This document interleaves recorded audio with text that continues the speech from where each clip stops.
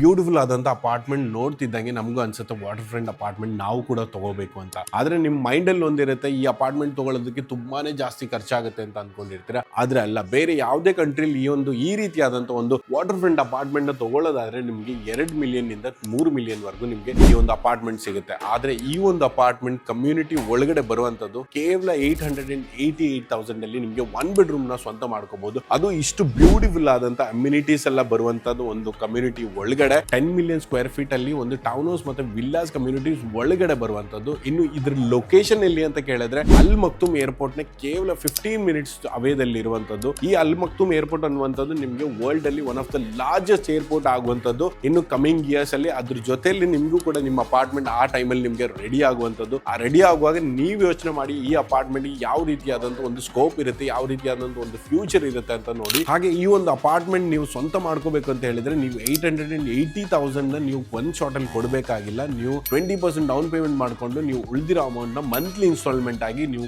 ಕೊಡಬಹುದು. ಆರಾಮಾಗಿ flexible instalment ನ ಕೊಡ್ಕೊಂಡು ನೀವು ಇದನ್ನ ಸ್ವಂತ ಮಾಡ್ಕೋಬಹುದು. ಈ ಒಂದು ವಾಟರ್ ಫ್ರಂಟ್ ಅಪಾರ್ಟ್ಮೆಂಟ್ ನ ಬಗ್ಗೆ ಹೆಚ್ಚಿನ ಮಾಹಿತಿ ಬೇಕಿದ್ರೆ, ಹೆಚ್ಚಿನ ಬಗ್ಗೆ ಡಿಸ್ಕಷನ್ ಮಾಡಬೇಕು ಅಂತ ಇದ್ರೆ ಟಕ್ಕಂತ ಫೋನ್ ಎತ್ಕೊಳ್ಳಿ, ಕಾಲ್ ಮಾಡಿ ಕೂತ್ಕೊಂಡು ಡಿಸ್ಕಸ್ ಮಾಡೋಣ.